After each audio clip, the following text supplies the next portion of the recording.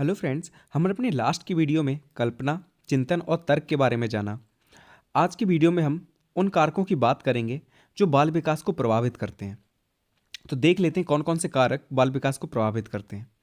तो पहला कारक है आपका वंशानुक्रम और दूसरा है वातावरण। ये दोनों ही कारक बाल विकास को प्रभावित करते हैं। किसी बालक का व्यवहार इक्वल टू क्या होता है, वंशानुक्रम इंटू वातावरण। अर्थात किसी बालक का व्यवहार वातावरण और वंशानुक्रम दोनों का फल है, ना कि एक का। देखते हैं वुडवर्थ ने क्या कहा है। तो वुडवर्थ ने कहा है कि वंशानुक्रम व वातावरण का संबंध जोड़ के समान ना होकर गुणा के समान है। अतः कोई व्यक्ति इन दोनों तत्वों का गुणनफल होता है, ना कि योगफल। देखिए, गुणनफल और योगफल दोनों में अंतर यह रहता है कि गुणनफल में क्या होता है कि दोनों एक दूसरे को प्रभावित करते रहते हैं, ठीक है, समय के साथ साथ। लेकिन योगफल में कहने का मतलब है कि पहले आपको वंशानुक्रम प्रभावित कर रहा है, उसके बाद वातावरण प्रभावित कर रहा है, या पहले वातावरण प्रभावित कर रहा है फिर वंशानुक्रम प्रभावित कर रहा है। लेकिन ऐसा नहीं होता। जबकि किसी बालक का जो व्यवहार होता है, इसे वंशानुक्रम और वातावरण दोनों साथ साथ प्रभावित करते हैं, ठीक है। इसलिए बोला गया है कि ये गुणा के समान होता है, ना कि योगफल के। किसी भी बालक में जो जन्म से संबंधित विकास की प्रक्रिया होती है वो वंशानुक्रम से रिलेटेड होती है, और जो समाज से संबंधित जो विकास होते हैं बालक के, वो वातावरण से संबंधित होते हैं। अगर ऑप्शन में पूछा जाए कि कौन कौन सी चीज़ें समाज से संबंधित हैं, ठीक है, तो उसमें ऑप्शन में आपको पोषण देखने को मिल सकता है। और जो जन्म से संबंधित है उसमें क्या होगा, बालक का रंग रूप, ठीक है, हाइट वगैरह, ये सब जन्म से संबंधित होते हैं, मतलब वंशानुक्रम से संबंधित होते हैं। अब पहले हम पढ़ेंगे वंशानुक्रम।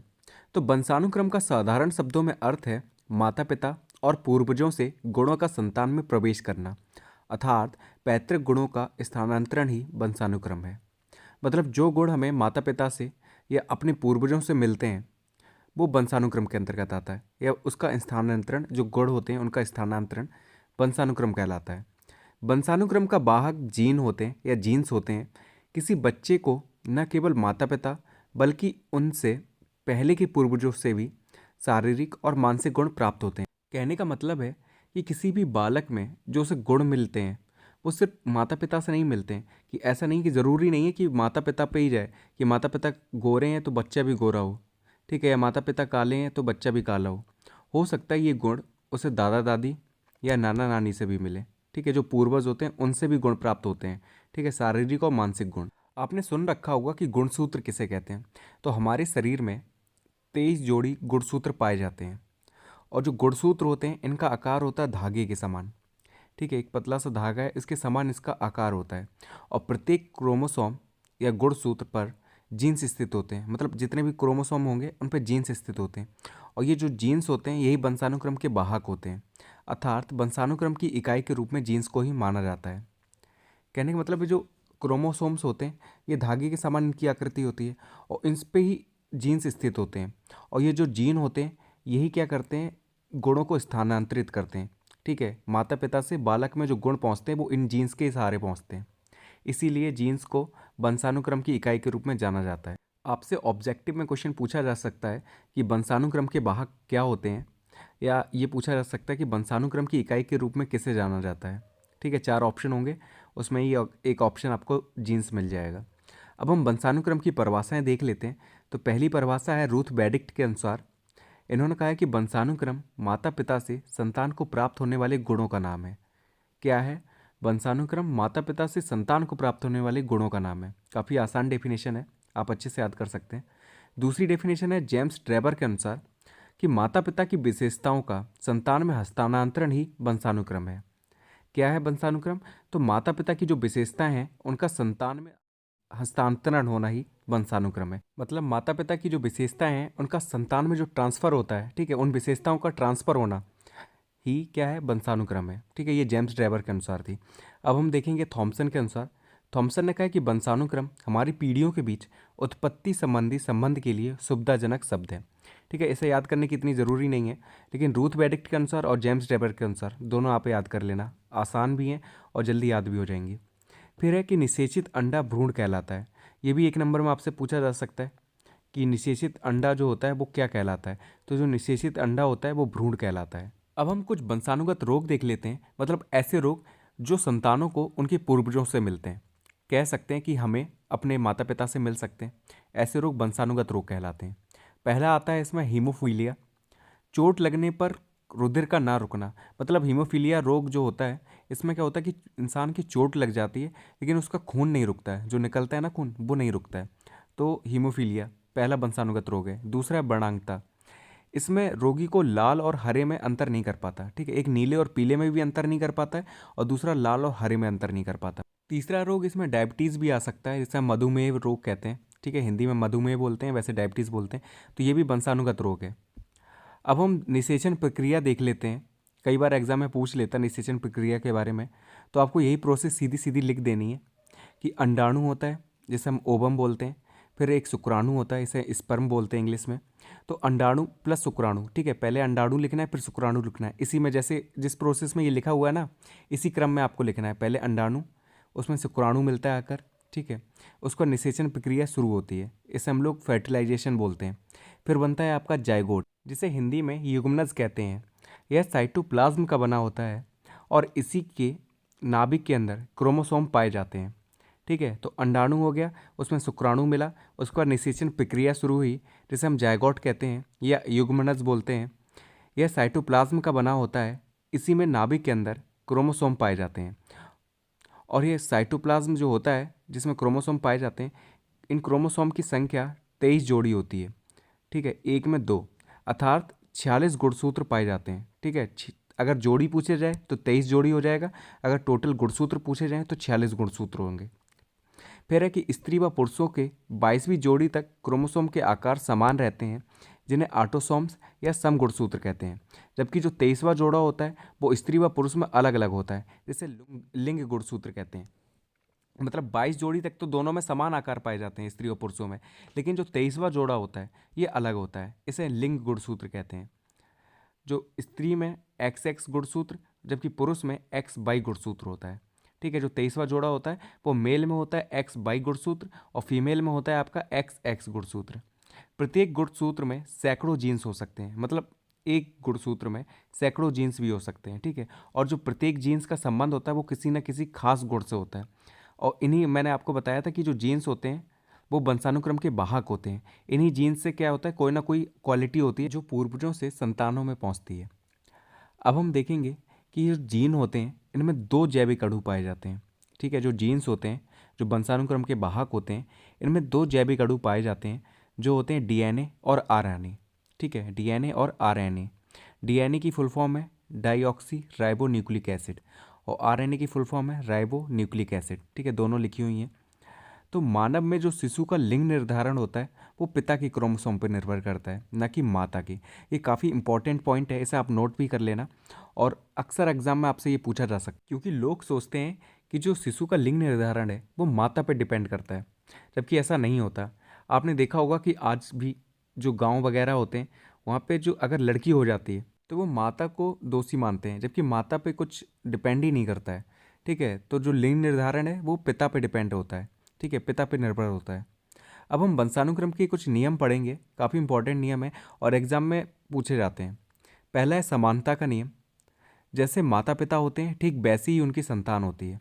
अगर बुद्धिमान माता पिता के बच्चे बुद्धिमान होते हैं, गोरे माता पिता के बच्चे गोरे होते हैं। और इस नियम के कुछ अपवाद भी पाए जाते हैं।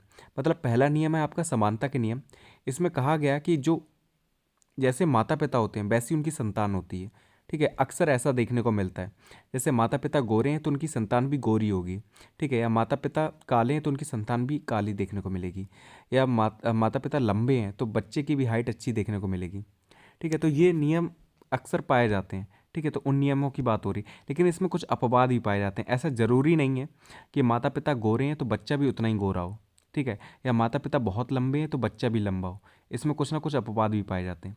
दूसरा है आपका भिन्नता का नियम, बच्चे अपने माता पिता की सत्य प्रकृति नहीं होते, अर्थात उनमें थोड़ी भिन्नता जरूर पाई जाती है, ठीक है। अब इसी नियम में आप देख लो कि जो बच्चे होते हैं वो ट्रू फोटोस्टेट नहीं होते अपने माता पिता की, ठीक है, उसमें थोड़ा ना थोड़ा अंतर पाया जाता है। फिर तीसरा है प्रत्यागमन अथवा परावर्तन का नियम, माता पिता की विशेषताओं के ठीक विपरीत विशेषताओं वाले बच्चों का पैदा होना प्रत्यागमन का नियम कहलाता है। मतलब माता पिता गोरे हैं और बच्चा काला पैदा हो, ठीक है, या माता पिता बहुत लंबे हैं लेकिन बच्चा उतना लंबा ना हो, ठीक है, उसकी हाइट कम हो, या माता पिता बहुत होशियार हैं लेकिन बच्चा उतना होशियार ना निकले, ठीक है, मंदबुद्धि निकले।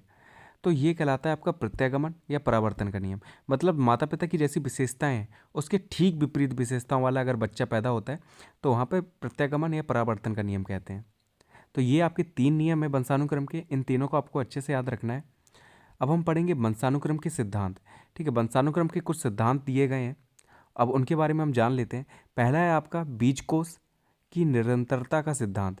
ठीक है, बीजकोष या जनन द्रव्य, इसके प्रतिपादक थे बीजमैन। ठीक है, तो बीजकोष से आप समझ जाएंगे कि ये बीजमैन ने दिया है। इसके अनुसार बीजकोष पीढ़ी दर पीढ़ी चलता रहता है। जो एक बालक को उसके माता पिता से मिलता है, इसके अनुसार शरीर का निर्माण करने वाला जनन द्रव्य कभी नष्ट नहीं होता। कहने का मतलब है, इन्होंने कहा है बीजमैन ने कि एक जनन द्रव्य होता है जो माता पिता से संतान को मिलता है और संतान से उसकी संतान को मिलता है। ठीक है, तो ये जनन द्रव्य भी होता है जो किसी भी शरीर का निर्माण करता है, और ये जनन द्रव्य जो होता है वो कभी समाप्त नहीं होता। तो ये बीजमैन का सिद्धांत था। दूसरा है आपका अर्जित गुणों के हस्तांतरण का सिद्धांत। इस नियम के अनुसार माता पिता द्वारा जीवन में अर्जित किए जाने वाले गुण उसकी संतान को प्राप्त होते हैं। लैमार्क के अनुसार व्यक्तियों द्वारा जीवन में जो कुछ भी अर्जित किया जाता है वह उनके द्वारा उत्पन्न किए जाने वाले व्यक्तियों को संक्रमित किया जाता है। मतलब लैमार्क ने कहा था कि जो भी व्यक्ति अपने जीवन में अर्जित करता है, जैसे एक व्यक्ति है वो किसी चीज़ में अच्छा है लेकिन क्या है, कला में वो बुरा था, लेकिन उसने कला की प्रैक्टिस की और उसकी कला है वो भी अच्छी हो गई। ठीक है, वो बहुत अच्छे अच्छे चित्र बनाने लगा। तो इसने क्या किया, ये अर्जित गुण है उसका, उसने अर्जित किया ये गुण। तो उसके द्वारा जो उत्पन्न बच्चा होगा, ठीक है, जो संतान होगी उसकी, हो सकता है उसमें ये गुण स्थानांतरित हो जाए और उसका जो बालक हो उसमें भी आर्ट उतनी अच्छी बनाने की कला हो। ठीक है, वो भी बहुत अच्छी आर्ट बना ले। तो यही है अर्जित गुणों के हस्तांतरण का सिद्ध। मतलब जो भी व्यक्ति जीवन भर खुद सीखता है उसी गुण को अपनी संतान में ट्रांसफ़र कर देना। अब हम देखेंगे मेंडल का सिद्धांत। इसके जनक ग्रेगर जॉन मेंडल थे, जो कि एक वनस्पति शास्त्री थे। इन्हें आनुवंशिकता का जनक कहा जाता है। तो क्वेश्चन आपसे पूछा जा सकता है कि आनुवंशिकता के जनक कौन थे? तो ग्रेगर जॉन मेंडल आनुवंशिकता के जनक थे। इन्होंने अपने बगीचे में बड़ी और छोटी मटरें बराबर संख्या में मिलाकर बोईं और इस प्रकार प्राप्त होने वाली मटरों को जब पुनः बोया तो सबसे अंत में उगने वाली मटरें शुद्ध एवं वास्तविक थीं। कहने का मतलब है कि इनका एक बगीचा था जिस पे ये अपने प्रैक्टिकल करते रहते थे। इन्होंने सबसे पहले क्या किया, कुछ बड़ी मटरें थी, ठीक है, हो सकता है उनकी हाइट ज़्यादा होती हो, तो कुछ बड़ी मटरें और कुछ छोटी मटरें बराबर संख्या में मिलाकर बोई थी। इसके बाद उन्हें जो मटरें मिली उसे इन्होंने दोबारा बोया और जो सबसे लास्ट में इन्हें मटरें मिली वो शुद्ध एवं वास्तविक थी। मतलब अब जो उन्हें मटरें मिली थी वो सेम वैसी थी जैसी मटरें उन्होंने सबसे पहले बोई थी। तो ये था आपका मेंडल का सिद्धांत, ग्रेगर जॉन मेंडल का, जिन्हें आनुवंशिकता का जनक कहा जाता है। अब हम पढ़ेंगे गॉल्टन का जीव सांख्यिकी सिद्धांत। इनके अनुसार किसी बालक को गुणों का हस्तांतरण सिर्फ माता पिता से ना होकर उससे पहले के पूर्वजों से भी होता है। मतलब गॉल्टन ने ये चीज़ कहा था सबसे पहले कि जो बालक को गुण मिलते हैं वो सिर्फ माता पिता से ही नहीं मिलते हैं, ठीक है, उनके जो पहले के पूर्वज होते हैं उनसे भी मिलते हैं। मतलब किसी भी बालक में जो गुण मिलते हैं सिर्फ माता पिता से नहीं मिलते हैं, उनके नाना नानी, दादा दादी, परदादा दादी या पर नाना नानी उनसे भी मिल सकते हैं। ये सबसे पहले गॉल्टन ने कहा था। तो ये था गॉल्टन का जीव सांख्यिकी सिद्धांत। अब हम पढ़ेंगे डार्विन का सिद्धांत। इस सिद्धांत के अनुसार इन्होंने निरंतर बदलती परिस्थितियों के अनुसार स्वयं को बदलने पर जोर दिया। मतलब डार्विन ने कहा है कि जिस हिसाब से परिस्थितियां बदल रही हैं उस हिसाब से भी खुद को बदल लो। अगर उस हिसाब से आप खुद को नहीं बदलोगे तो आप समाप्त हो जाओगे। ठीक है, जैसे पानी कम हो रहा है पृथ्वी पर, आपको पता है पीने लायक पानी बहुत कम बचा है, तो आपको उस परिस्थिति के अनुसार आपको खुद को बदलना पड़ेगा। आप चाहे तो कम पीने की आदत डाल लो या पानी को बचाने लगो अभी से। अगर आप उन परिस्थितियों के अनुसार खुद को नहीं बदलेंगे तो आप समाप्त हो जाएंगे। तो ये कहा था डार्विन ने। अब नोट करने वाली कुछ चीज़ें हैं जिन्हें आप नोट कर लीजिएगा कि किसी बच्चे का रंग, स्वभाव आदि वंशानुक्रम पर निर्भर करता है। ठीक है, तो एक नंबर में आपसे पूछ सकता है कि किसी बालक का रंग, स्वभाव आदि किस पर डिपेंड करता है, वंशानुक्रम या वातावरण? तो वंशानुक्रम पर डिपेंड करता है। दूसरा है मानव शरीर की सबसे छोटी कोशिका कौन सी है? तो मानव शरीर की सबसे छोटी कोशिका शुक्राणु है, जबकि मानव शरीर की सबसे बड़ी कोशिका अंडाणु है। और मानव शरीर की सबसे लंबी कोशिका की बात करें तो वो है तंत्रिका तंत्र। अब अगर बात की जाए कि विश्व की सबसे छोटी कोशिका कौन सी है, तो विश्व की सबसे छोटी कोशिका है माइकोप्लाज्मा गैलीसेप्टिकम, जीवाणु की होती है। ठीक है, विश्व की सबसे छोटी कोशिका होती है माइकोप्लाज्मा गैलीसेप्टिकम, जीवाणु की। जबकि सबसे बड़ी कोशिका होती है शुतुरमुर्ग का अंडा। तो सबसे बड़ी कोशिका कौन सी है? शुतुरमुर्ग का अंडा। और निषेचन की प्रक्रिया मैंने आपको बताई कि अंडाणु में शुक्राणु मिलता है, उसके बाद युग्मनज बनता है। ठीक है, जैसे हम जायगोट बोलते हैं। ठीक है, और निषेचन प्रक्रिया शुरू हो जाती है, जायगोट बनता है। इसके बाद ब्लास्टोसिस प्रक्रिया शुरू होती है, और इस प्रक्रिया के बाद शिशु निर्माण की प्रक्रिया शुरू हो जाती है। ठीक है, अंडाणु प्लस शुक्राणु, फिर वही युग्मनज युग्मनज बना आपका जायगोट। उसके बाद ब्लास्टोसिस की प्रक्रिया शुरू हुई, और इस प्रक्रिया के बाद शिशु निर्माण की प्रक्रिया शुरू हो जाती है। अब क्रोमोसोम की असमानता के कारण होने वाले रोग, हमने पढ़ा था कि 22 जोड़ी समान गुणसूत्र पाए जाते हैं, जिसे आत्म गुणसूत्र कहते हैं। लेकिन अगर इन गुणसूत्रों में थोड़ी असमानता पाई जाए तो कौन कौन से रोग हो जाते हैं? तो पहला है आपका XXY की असमानता। इस अवस्था में पुरुष अप्रजाई हो जाता है।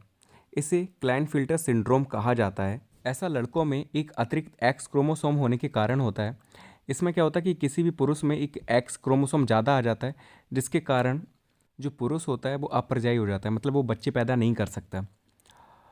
फिर हम देखेंगे एक्सओ की असमानता। ऐसी असमानता है जिसमें महिला केवल एक एक्स गुणसूत्र के साथ पैदा होती है। आपने देखा होगा किसी भी महिला में 2 एक्स गुणसूत्र होने चाहिए। जब महिला एक एक्स गुणसूत्र के साथ पैदा होती है तो ऐसी स्थिति में जो महिला होती है वो बांझ होती है, मतलब वो भी बच्चे पैदा नहीं कर सकती। इसे टर्नर सिंड्रोम बोलते हैं। महिला होते हुए भी इसमें महिला का गुण नहीं पाया जाता, इसमें महिला बांझ होती है। ठीक है, तो एक्सओ की समानता में महिला बांझ होती है, जबकि XX Y की असमानता में क्या होता है कि पुरुष अपरजाई हो जाता है। तो जो पहली स्थिति है जहाँ पे XX Y की असमानता है उसे लाइन फिल्टर सिंड्रोम कहा जाता है, जबकि एक्सओ की असमानता में टर्नर सिंड्रोम कहा जाता है। फिर तीसरा है ट्राइसोम 21 अथवा डाउन सिंड्रोम। 21वें गुणसूत्र को अलग करने में होने वाली असफलता के कारण ये सिंड्रोम होता है। आपने कुछ व्यक्ति ऐसे देखे होंगे जिनके चेहरे की थोड़ी अजीब सी बनावट होती है। ठीक है, सिर पतला देखने को मिल सकता है या सिर चौड़ा देखने को मिलेगा। ठीक है, थोड़ी अजीब सी बनावट होती है। तो ये जो होता है ना, ये 21वें गुणसूत्र को अलग करने में जो असफलता होती है उसके कारण ये सिंड्रोम होता है, और उसी के कारण जो चेहरे की अजीब सी बनावट आपको देखने को मिलती है। तो अब हम पढ़ेंगे वातावरण के बारे में। अभी हमने पढ़ा कि बाल विकास को 2 कारक प्रभावित करते थे, वंशानुक्रम और दूसरा वातावरण। तो वंशानुक्रम के बारे में हमने पढ़ लिया, अब हम वातावरण के बारे में पढ़ेंगे। जो हमें चारों तरफ से घेरे हुए है वह वातावरण है। इसमें वे सभी तत्व सम्मिलित किए जाते हैं जो सामूहिक अथवा मिश्रित रूप से व्यक्ति के जीवन अथवा व्यवहार को प्रभावित करते हैं। वातावरण में सभी बाह्य तत्व आ जाते हैं, अर्थात वातावरण एक तत्व ना होकर समूह तत्व है।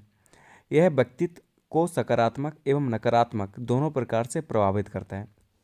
मतलब हम चारों तरफ जिस भी चीज़ से घिरे हुए हैं वो सब क्या है? वातावरण है। तो वातावरण में वो सारे तत्व आ जाते हैं जो हमें प्रभावित करते हैं बाहर से।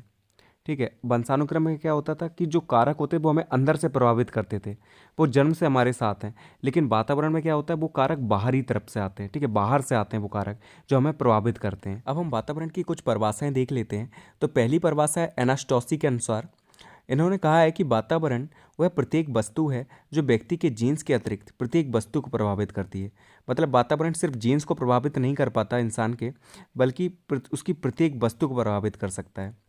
दूसरी है रॉस के अनुसार, वातावरण वह बाहरी शक्ति है जो हमें प्रभावित करती है। काफ़ी आसान है, आप याद रख सकते हैं इसे। ये वातावरण वह बाहरी शक्ति है जो हमें प्रभावित करती है। फिर है वुडवर्थ के अनुसार, वातावरण में वे सब बाह्य तत्व आ जाते हैं जिन्होंने व्यक्ति को जीवन आरंभ करने के समय से प्रभावित किया है। मतलब व्यक्ति को जन्म मिला है उसके बाद वो सभी कारक जितने भी तत्व हैं जो उसे प्रभावित करते हैं वो सारे के सारे वातावरण के अंतर्गत आ जाते हैं। अब हम वातावरण के प्रकार देखेंगे। तो वातावरण को 2 भागों में बांटा गया है। पहला आंतरिक वातावरण या अंतःकोशिकीय वातावरण, और दूसरा है बाह्य वातावरण।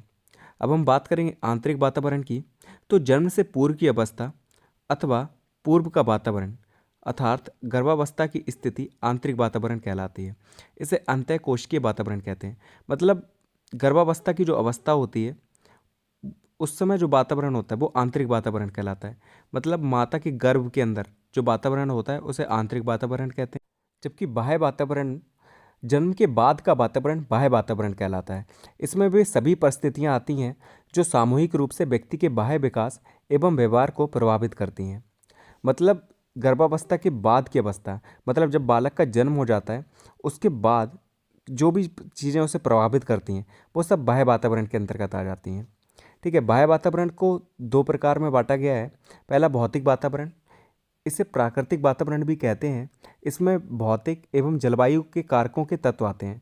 मतलब जो भौतिक कारक आते हैं ना, भौतिक कारक जो होते हैं जैसे जलवायु है, ठीक है, मौसम है, ये सब कारक जो प्रभावित करते हैं बालक को, ये भौतिक वातावरण के अंतर्गत आते हैं। फिर है दूसरा सामाजिक वातावरण। इसके अंतर्गत सामाजिक परिस्थितियाँ जैसे रीति रिवाज, रहन सहन आदि आते हैं। मतलब जो रीति रिवाज वगैरह होते हैं, रहन सहन व्यक्ति का जो भी होता है, ये सब सामाजिक वातावरण के अंतर्गत आते हैं जो व्यक्ति को प्रभावित करते हैं। तो दो वातावरण हो गए, पहला आंतरिक और दूसरा बाह्य वातावरण। तो आंतरिक जो गर्भावस्था की अवस्था होती है वो आंतरिक वातावरण के अंतर्गत आ जाता है, और जो बालक के जन्म के बाद जो वातावरण प्रभावित करता है वो बाह्य वातावरण के अंतर्गत आ जाता है। इसे भी दो भागों में बांटा है, भौतिक और सामाजिक। तो भौतिक में जलवायु और मौसम वगैरह आ जाएगा, और जो सामाजिक वातावरण है इसमें रीति रिवाज और रहन सहन वगैरह, ठीक है, जितने भी ये चीज़ें होती हैं, त्यौहार वगैरह ये सब, तो ये सब आते हैं आपके सामाजिक वातावरण में। अब नोट करने वाली चीज़ है जो कि बहुत इंपॉर्टेंट है आपके लिए, कि जैविक कारक के लिए उत्तरदायी माता पिता होते हैं, जबकि सामाजिक कारक के लिए उत्तरदायी आसपास का वातावरण होता है। आनुवंशिकता को एक स्थिर सामाजिक संरचना माना जाता है। एक बार क्वेश्चन भी आया था आपका सीटेट में कि एक स्थिर सामाजिक संरचना क्या है। ठीक है, तो आनुवंशिकता उसमें ऑप्शन में था, तो आनुवंशिकता ही आपको लगाना था कि आनुवंशिकता को एक स्थिर सामाजिक संरचना माना जाता है। ठीक है, तो ये दो चीज़ें आप नोट करके रखिएगा कि जैविक कारक के लिए माता पिता उत्तरदायी हैं, जबकि सामाजिक कारक के लिए आसपास का वातावरण उत्तरदायी है, और आनुवंशिकता को एक स्थिर सामाजिक संरचना माना जाता है। अब हम बाल विकास पर वंशानुक्रम का प्रभाव देखेंगे। तो बाल विकास का वंशानुक्रम पे बहुत ज़्यादा प्रभाव पड़ता है। तो इसमें क्या है, शारीरिक विकास पे भी प्रभाव पड़ता है वंशानुक्रम का, मानसिक विकास पे भी पड़ता है, और संवेगात्मक जो विकास होता है उस पर भी वंशानुक्रम का प्रभाव पड़ता है। सबसे पहले हम शारीरिक विकास का देख लेते हैं। तो गर्भाधान के समय स्त्री पुरुष के जिस प्रकार के शरीर संबंधी पितरक या जीन्स का संयोग होता है, बच्चे के शरीर के विविध अंगों का विकास उसके अनुसार ही होता है। जीन्स के माध्यम से ही शारीरिक रोग एक पीढ़ी से दूसरी पीढ़ी में हस्तांतरित होते हैं। हम सब जान ही चुके हैं कि ये जो जीन्स होते हैं इनका संबंध किसी न किसी खास गुण से होता है। तो जब जीन्स ट्रांसफ़र होते हैं तो ये किसी न किसी खास गुण को लेकर जाते हैं जो संतान को मिलते हैं अपने पूर्वजों से, ठीक है, या माता पिता से। अब हम देखेंगे कि मानसिक विकास पर क्या प्रभाव पड़ता है। तो वंशानुक्रम संबंधी जितने भी प्रयोग किए गए हैं उनसे यह ज्ञात होता है कि बुद्धिमान माता पिता के बच्चे भी बुद्धिमान होते हैं, कम बुद्धि वाले माता पिता के बच्चे कम बुद्धिमान होते हैं, और अतः मानसिक विकास का आधार भी वंशानुक्रम है। परंतु कभी कभी अपवाद भी होता है। उसका कारण है कि बालक माता पिता के अलावा अपने पूर्वजों के गुण भी प्राप्त करता है। तो आप पढ़ के ही समझ गए होंगे कि मानसिक विकास पे वंशानुक्रम का क्या क्या प्रभाव पड़ता है। कि जो अभी तक देखा गया है उसमें क्या होता है कि जो बुद्धिमान होते हैं माता पिता, उनकी संतान भी बुद्धिमान निकलती है, और जो कम पढ़े लिखे होते हैं, कम बुद्धि वाले जो माता पिता होते हैं, उनके बच्चे कम बुद्धिमान होते हैं। और कभी कभी इसमें अपवाद भी देखने को मिलते हैं। हो सकता है कि माता पिता बहुत ही ज़्यादा इंटेलिजेंट है, ब्रिलियंट है, लेकिन उनकी संतान इतनी होशियार नहीं है, ठीक है, या मंद बुद्धि बालक हैं उनके। तो हो सकता है हम कह सकते हैं कि उन्हें जो गुण मिले हुए हैं वो उनके पूर्वजों से मिले हैं, ना कि उनके माता पिता से। तो ये मानसिक विकास पर वंशानुक्रम का प्रभाव पड़ता है। अब हम आगे देख लेते हैं कि वंशानुक्रम का संवेगात्मक विकास पर क्या प्रभाव पड़ता है। किसी भी व्यक्ति की संवेगात्मक स्थिति उसके शरीर व मस्तिष्क पर निर्भर करती है, इसलिए मनुष्य के संवेगात्मक विकास में भी वंशानुक्रम का प्रभाव होता है। संवेदी माता पिता की संतानें संवेदी होती हैं। कहने का मतलब है कि वंशानुक्रम का प्रभाव संवेगात्मक विकास पर भी पड़ता है बालक की। कह सकते हैं कि जो माता पिता ज़्यादा इमोशनल होते हैं उनके बच्चे भी काफ़ी इमोशनल देखने को मिलते हैं, ठीक है। जैसे सीरियस माता पिता हैं तो उनके बच्चे जो होंगे ना वो भी थोड़े सीरियस देखने को मिलते हैं। और मान लिया जो माता पिता हैं खुले विचारों के तो उनकी संतानें भी खुली विचारों की मिलती हैं, ऐसा देखने को मिलता है। तो हम कह सकते हैं कि संवेगात्मक विकास पे भी वंशानुक्रम का प्रभाव पड़ता है। अब एग्जाम में क्वेश्चन कैसे पूछा जाता है, तो एग्जाम में हो सकता है आपसे ऐसे पूछ ले क्वेश्चन कि वंशानुक्रम का शारीरिक विकास पर क्या प्रभाव पड़ता है, या वंशानुक्रम का संवेगात्मक विकास पर क्या प्रभाव पड़ता है। एक नंबर में पूछ लेगा तो आप इतना लिख दीजिएगा। अब हम पढ़ेंगे कि बाल विकास पर वातावरण का क्या प्रभाव पड़ता है। तो शारीरिक विकास पर वातावरण का क्या प्रभाव पड़ता है। फ्रेंच बोन्स का मत है कि विभिन्न प्रजातियों के शारीरिक अंतर का कारण वंशानुक्रम ना होकर वातावरण है। उन्होंने स्पष्ट किया कि जो जापानी और यहूदी अमेरिका में अनेक पीढ़ियों से निवास कर रहे थे, उनकी लंबाई भौगोलिक वातावरण के कारण बढ़ गई थी। मतलब फ्रेंच वोन्स एक व्यक्ति थे जिन्होंने इस विषय पर अध्ययन किया और उन्होंने बताया कि कई प्रजातियां ऐसी थीं कि जो क्या है, जैसे आपने जापानी लोग देखे होंगे या चीनी लोग देखे होंगे, आपने देखा होगा कि उनकी हाइट कम होती है औरों की अपेक्षा, या भारतीयों की अपेक्षा देख लें, अगर आप अमेरिकी की अपेक्षा देखेंगे तो काफ़ी छोटे दिखते हैं वो, है ना, हाइट काफ़ी कम होती है। लेकिन उन्होंने कहा कि जो यहूदी और जो जापानी लोग थे, उनकी कुछ प्रजातियां ऐसी थीं जो अमेरिका में बस गई थी जाके, और कई साल हो गए वहाँ पे अमेरिका में बसते हुए, तो देखा गया कि उनकी जो हाइट थी वो जो असली जापानी है जो अभी जापान में रह रहे हैं उनकी अपेक्षा काफ़ी बढ़ गई थी, काफ़ी लंबे वो हो गए थे, है ना। तो ये कहा गया कि उन पर वातावरण का प्रभाव पड़ा है, ना कि वंशानुक्रम का। तो ये था शारीरिक विकास पे प्रभाव। जैसे अब हम सिंपल एग्जाम्पल देख लेते हैं कि कोई उत्तर भारत का इंसान है या उत्तर भारत का कोई व्यक्ति है जो बर्फीले इलाके में रहता है, तो वो बर्फीले इलाके का जो आदमी होगा वो काफ़ी गोरा होगा। अगर वो साउथ में रहने लग जाए, भीषण गर्मी जहाँ ज़्यादा गर्मी पड़ती है, तो क्या होगा कि उसका जो कलर होगा वो काफ़ी डाउन हो जाएगा, वो ब्लैक हो जाएगा, ठीक है, काफ़ी डार्क हो जाएगा कलर उसका। तो हम ये नहीं कहेंगे कि उस पर वंशानुक्रम का प्रभाव पड़ा है, हम ये कहेंगे कि उस पर वातावरण का प्रभाव पड़ा है, जिससे कारण उसका जो कलर है वो काफ़ी डाउन हो गया है। अब हम देखेंगे वातावरण का मानसिक विकास पर प्रभाव। तो गॉर्डन एक व्यक्ति थे, इनका मत था कि सामाजिक एवं सांस्कृतिक वातावरण न मिलने पर मानसिक विकास की गति धीमी हो जाती है। बालक वंश से कुछ लेकर उत्पन्न होता है, पर उसका सही विकास उचित वातावरण में ही हो सकता है। वातावरण से बालक की बौद्धिक क्षमता में तीव्रता आती है। कहने का मतलब है, आपने कई व्यक्ति देखे होंगे, आप जो हैं, आपके माता पिता आपसे अक्सर कहते होंगे कि अपनी संगति अच्छी रखो, मतलब अच्छे दोस्त बनाओ।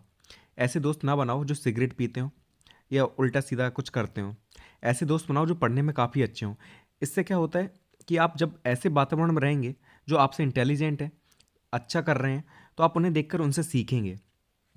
इस पर वातावरण का प्रभाव पड़ रहा है, ना कि वंशानुक्रम का।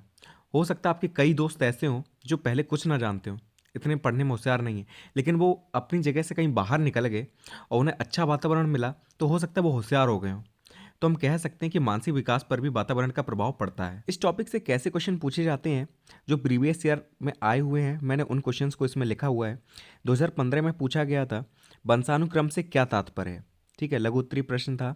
फिर पूछा गया था 2017 में बाल विकास पर वंशानुक्रम का क्या प्रभाव पड़ता है, और 2018 में पूछा गया था कि बच्चे के मानसिक विकास पर वातावरण व वंशानुक्रम का क्या महत्व पड़ता है। ठीक है, तो ये चीज़ें आपको लिखनी है। तो इन तीनों क्वेश्चन के हिसाब से आप इस टॉपिक को अच्छे से पढ़िए, इससे कोई ना कोई क्वेश्चन ज़रूर पूछा जाता है हमेशा से। तो नेक्स्ट वीडियो में मिलते हैं नए टॉपिक के साथ, और अपने दोस्तों के साथ इसे ज़्यादा से ज़्यादा शेयर कीजिए। And thank you so much for watching this video.